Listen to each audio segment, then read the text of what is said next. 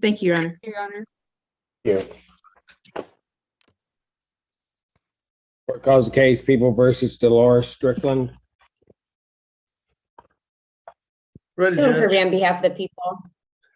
Court shall cease to assistant public defender on behalf of Miss Dolores Strickland. Miss Strickland, please state your name for the record. She had been here. He is here, but not in the camera. And Your Honor, can we briefly approach? Seriously. Yes. You knew it was going to happen. All right.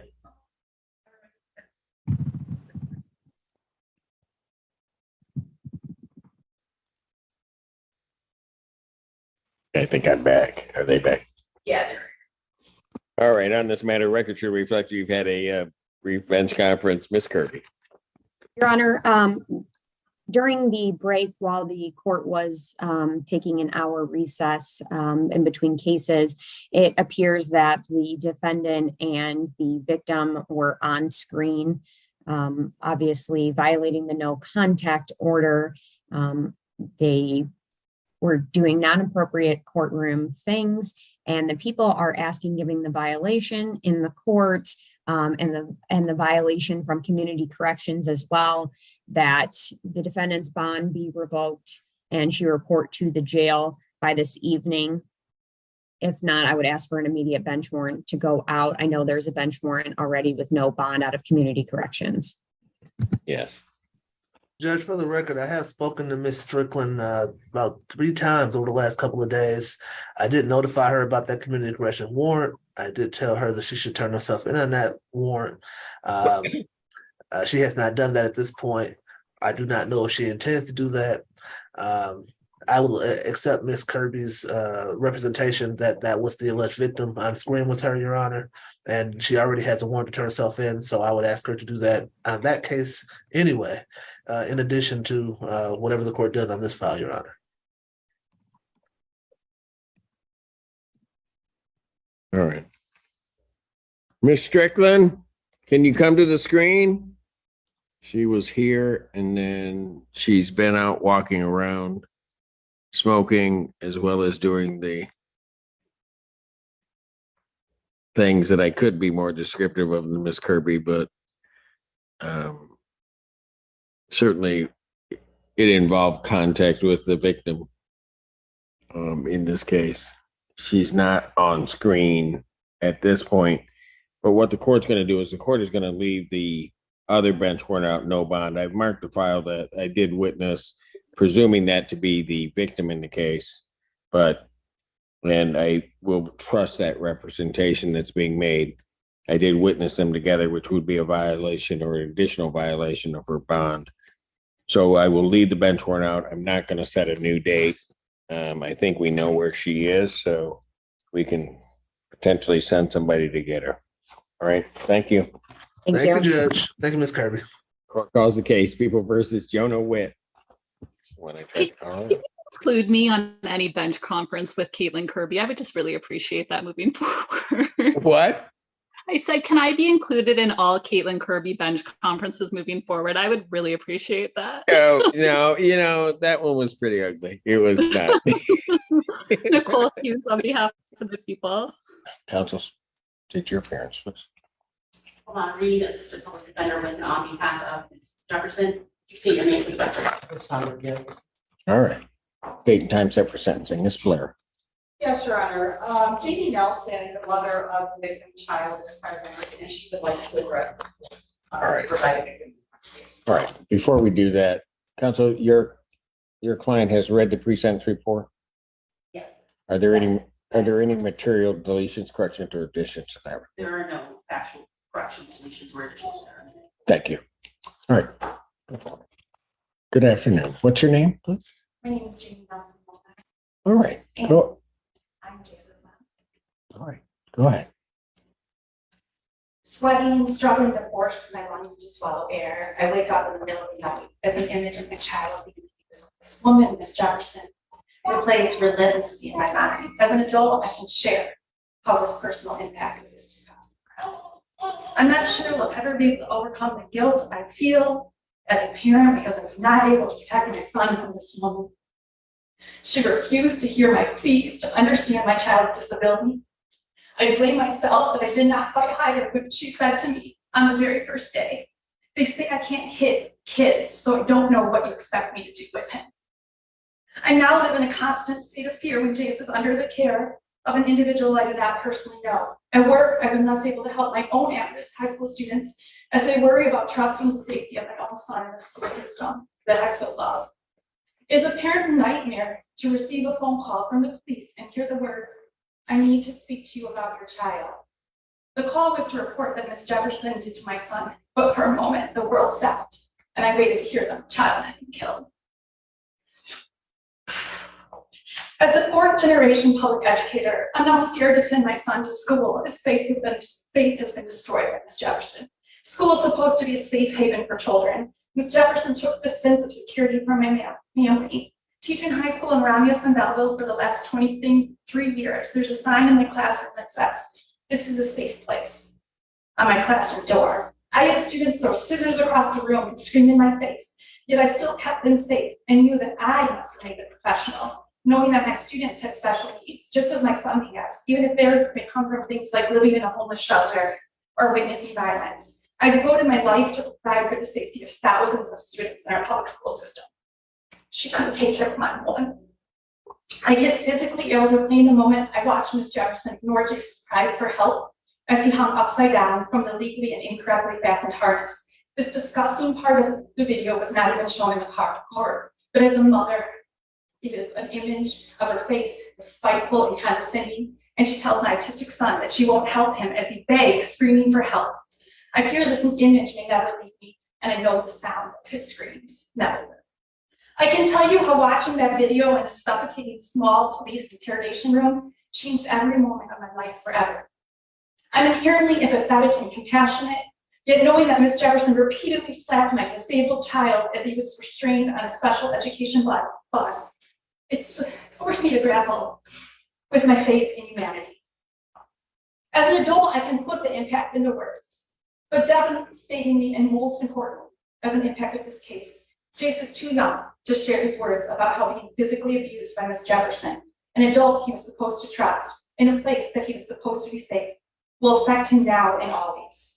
He can't tell us of the fear he experienced as he ran straight from the bus each day, refusing to speak and slammed the house door, sometimes locking me outside. He can't tell us what through his mind as he sat staring blankly, refusing to even mention the bus ride, or how when his mom told him to behave on the bus, blaming him because she only knew the side of Miss Jefferson's false story, how confused he must be that his mom was allowing someone else to abuse him over and over. Jace doesn't have the words, or maybe lacks the ability yet to process how being abused by a public school employee has increased his disdain and aversion aversion to school and lack of trust of adults, along with his inability to feel safe in this world. Jace had to move to another school system after this abuse, and for a child with autism, that change can be devastating. After the abuse, Jace had and continues to have major emotional dysregulation in school. His ability to establish relationships with adults has been diminished. Whenever I've ever had to bring up the one bus driver, his pulse raises, eyes widen, and he will adamantly say he never wants to talk about that mean lady who hates him again. His entire demeanor changes as he relives the hell Miss Jefferson inflicted on him. In addition to Jace, 6 other special needs children witnessed this abuse. They were told by her to fear police officers and friend that they were going to jail as 8-year-olds.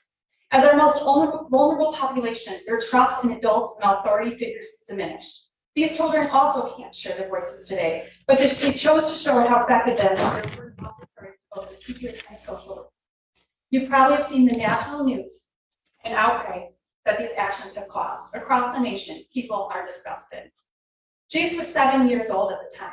With a big smile, a love for sports, and his cats, Maisie and Moby, Jace faces constant struggles in life to his disabilities and special needs.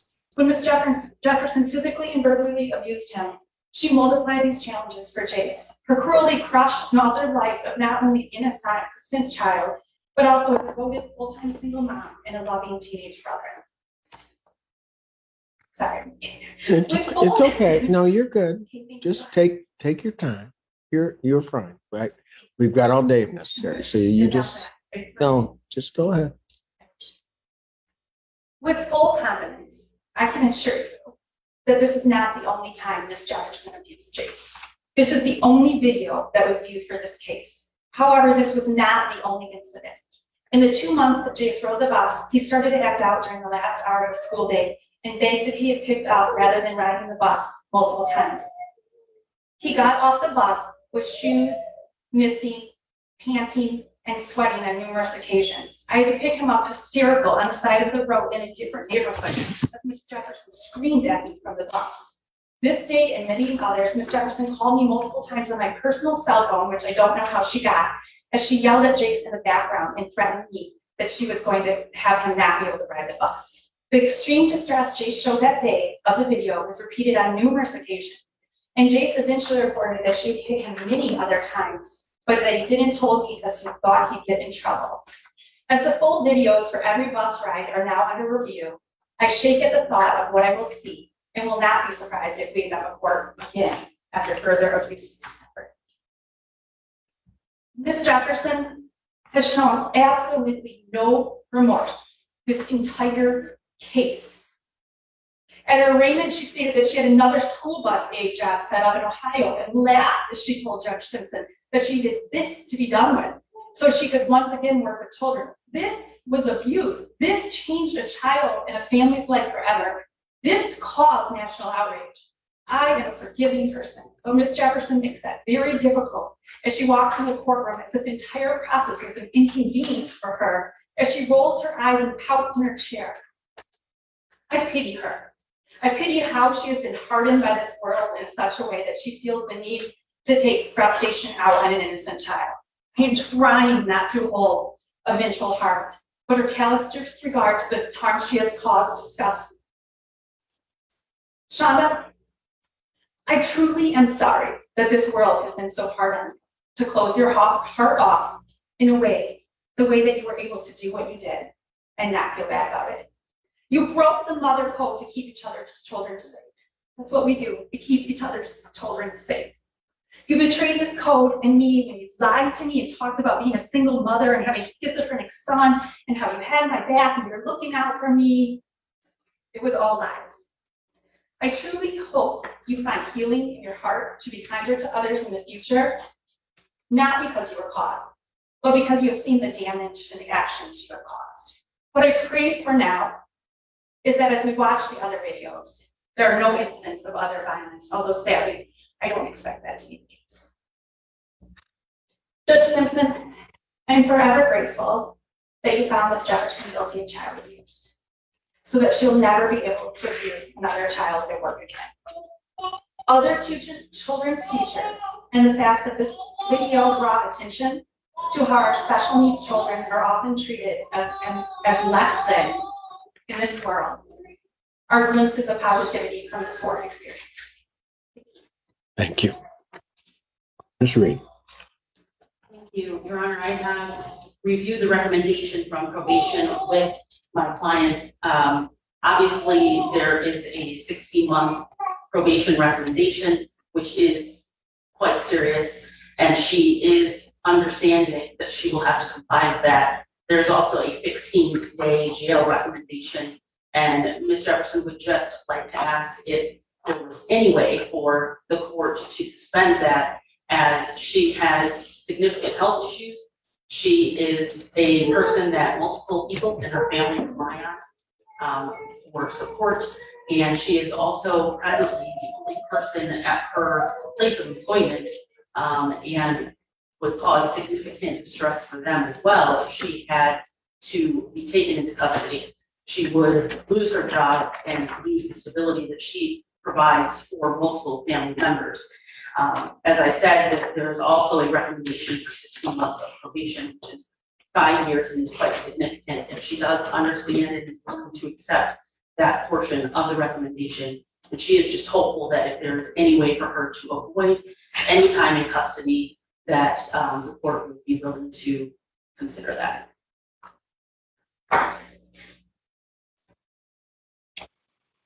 Jefferson, anything you want to say to the court before I impose sentence? And if you do, you need to come up to the podium.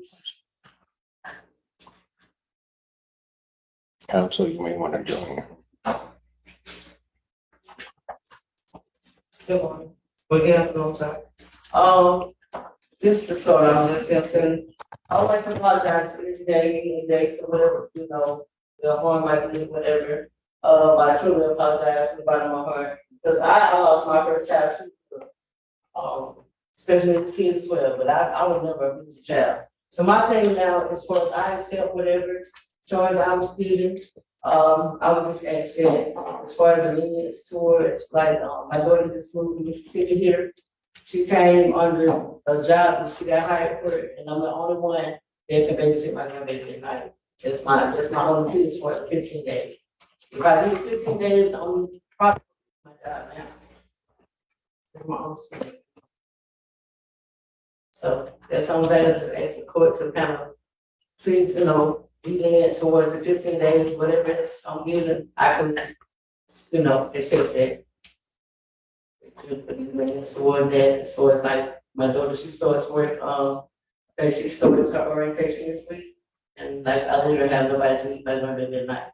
So that's my only thing as far as the 15 days. Anything else, I take full responsibility. So that's all. I don't have much to say. Is, accepting the choice, whatever the decision is, I accept it. I'm truly sorry, I didn't mean for this to happen. I have a heart, I really do. So I don't want anybody to feel I have a cold heart, which I really don't. Ms. Valera, you rose.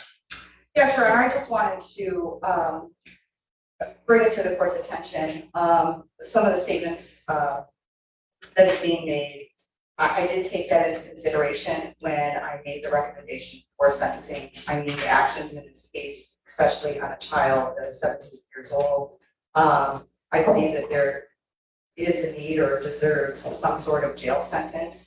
And so with her situation, I did take that into consideration with the recommendation that I provided. Thank you. Anything else? Those are sentences, right?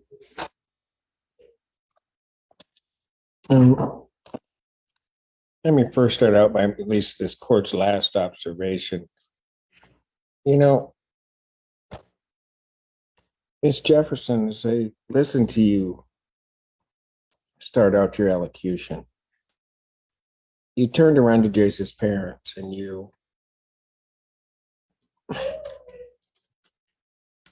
I guess the way I look at it, or what you portrayed to this court, was sort of a very sort of shorthanded shrift of what Jace's mom just got up here and said. Yes, I understand. No, I don't think you do. I really don't think you do. Because after making what maybe in words was an apology, but certainly I don't think in one's heart was an apology. Every next, ma'am, if you want to continue to, no, I'm just going to tell you, if you want to continue to allocute, I'll let you do that. Okay? I will let you say whatever you want to say to this court before I impose sentence. I will not be interrupted once I begin my sentence. So if you have more to say, please do.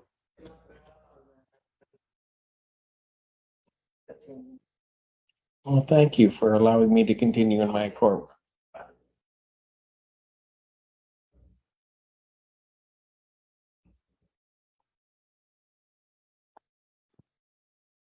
But after that, and I'll just call it what it is, because that so-called apology just now. Everything that then came out of your mouth was not about Jace. It wasn't about what happened that day. Everything that came out of your mouth was all about you.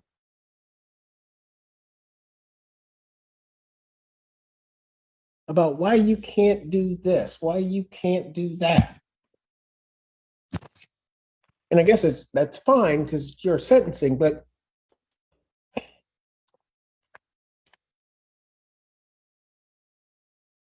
that video, what you did to that child, I I don't even understand, to be honest with you, how that whole process started out. I cannot even imagine what could be going through, and I think it might have been the driver, that individual, and then you. I just don't even know where the mindset starts to do what you did.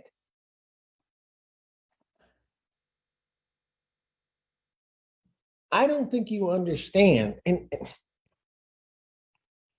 to do it to a child that already has challenges. I mean, Ms. Jefferson, it might have been certainly bad enough and would have been horrible had it been on a 7-year-old that doesn't have disabilities, doesn't have those things in life that make sometimes life difficult, who could maybe verbalize to you what's going on. That would have been bad enough. But you have Jace. Some of those things he can't do. And you know that.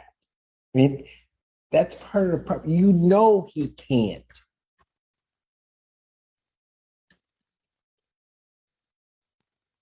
And maybe in some bizarre twist for you that made it okay because he can't tell. Because he can't, in some ways, verbally defend himself.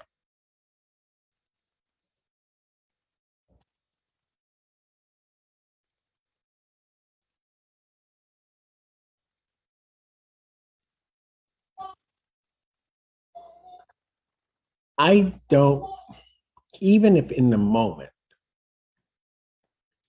and I don't think this is the case, but even if in the moment you sort of lost control, lost your head, because everybody that happens.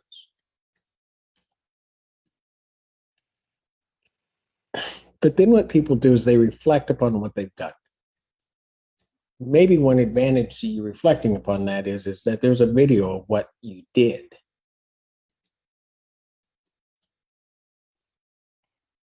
I listened very closely to the testimony that was in the case, and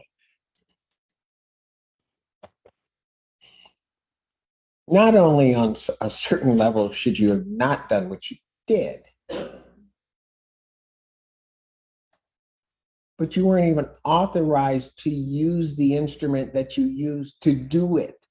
You didn't have the permission to do that,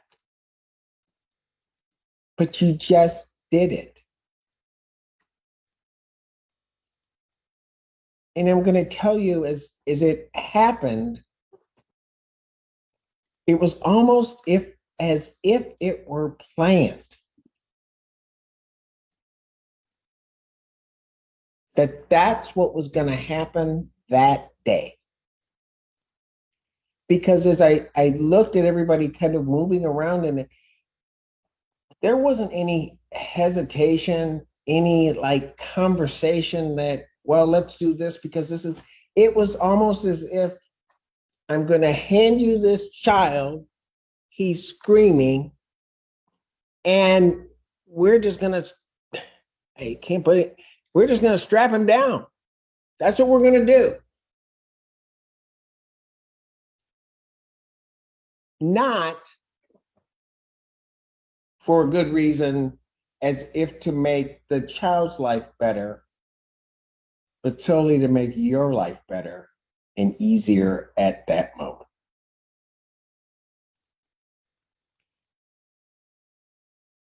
Jefferson, I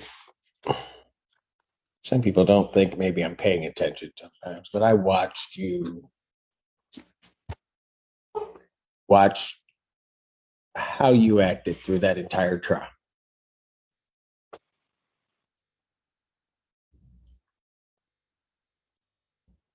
I listened to you today.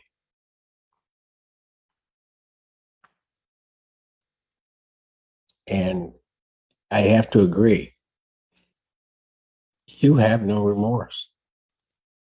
You have no understanding of what you've done. None. Now, it may be one thing when people are sitting in a trial and certain evidence is coming out and they react a certain way. But typically, especially in cases like this, between the time that happens and I pronounce guilt and the time of sentencing and the ability to have conversations and again, to reflect on what may have happened, they change, or at least have an appreciation for what happened, or at least an understanding for why people may feel different about what they did.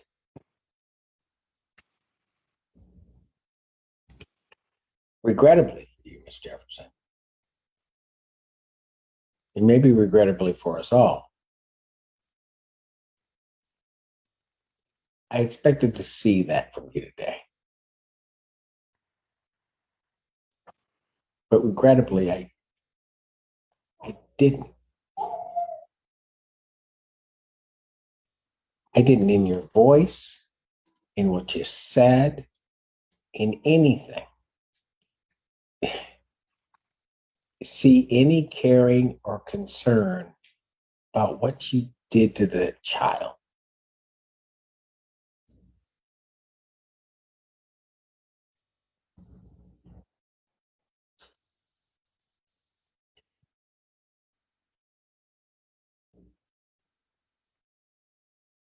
And I don't, in some ways, I don't understand that lack of feeling. She got up and what she was saying to me, and I get it. I come from a long line of educators too. Primary job. It doesn't matter. They can be kindergartners, they can be college students, they can be whatever. The primary job of that instructor or that person in the courtroom is to protect those children.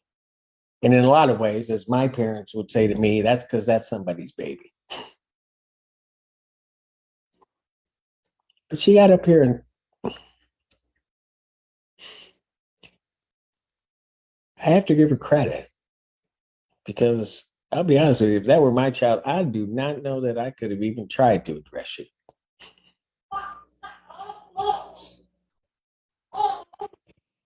She got up here and spoke as a mother.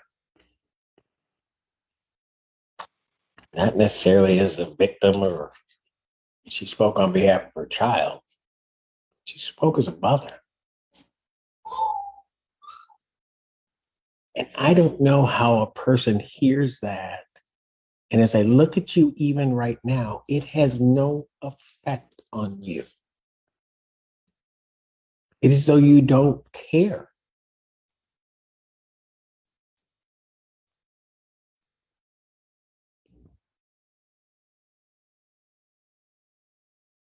Typically, when I'm going to sentence somebody and I have absolute trust and faith in my probation department, what they take into account, what they don't take into account, and in terms of fashioning their sentence. And I appreciate what Ms. Flair has said because I know how she works. I know that she has taken everything that everybody, all of that information, taken it into account and synthesized it into the sentence.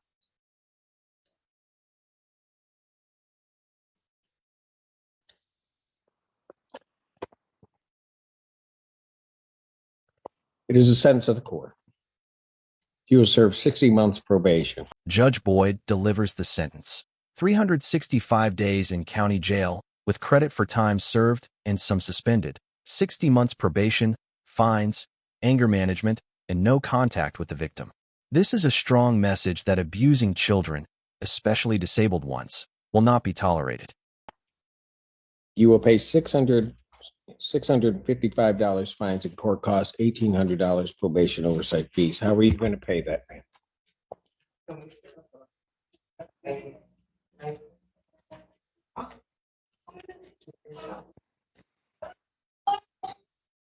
It'll be a payment plan as arranged by probation. There's to be no use of alcohol, recreational marijuana, or any illegal drug. You'll be subject to random testing as requested by probation. You are to complete the anger habits program. You are to complete 50 hours of community service.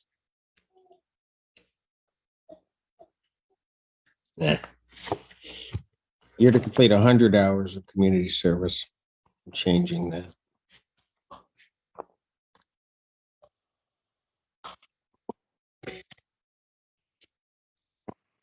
There's to be no contact with Jace Wookie or Jamie Nelson, directly or indirectly. Do you understand that, ma'am? There is to be no use of any type of corporal punishment toward any child. You understand that, ma'am? There is to be no assaultive, threatening, or intimidating behavior. You are not to possess any weapons, firearms, or ammunition, or anything fashioned to be a weapon. Do you understand that?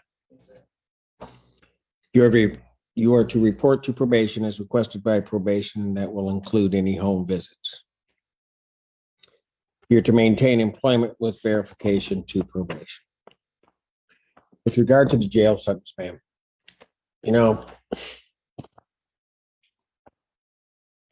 I don't mean to be flippant about it necessarily, but I'm just going to tell you this. I don't really care if you lose your job. I really don't. Because what you did to that child that day, what you did to somebody's baby that day, in my mind is inexcusable. Any harm that any jail I impose upon you causes doesn't even compare to the harm you caused that child that day. One day, that 15, 20 minutes, the harm you caused that child. Nothing that you will go through will compare to that. And you need to understand that. And if it takes you a while to sit in the Washtenaw County Jail and think about it, well, I got 360 reasons why you may have to start thinking about it.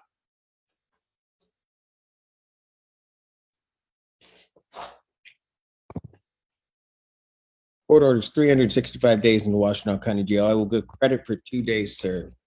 Defendant is remanded to serve an additional 30 days as opposed to the 15. Defendant, and then the balance will be suspended. Defendant's remanded.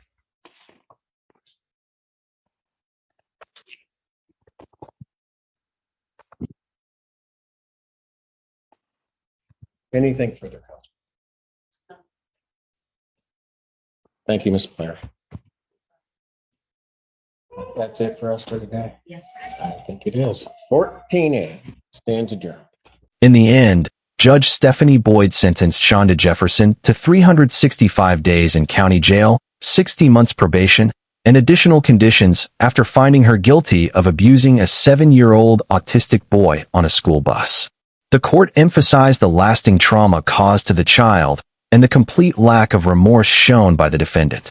This sentencing sends a strong message that those entrusted with caring for vulnerable children will face serious consequences for abuse. No excuses. No mercy.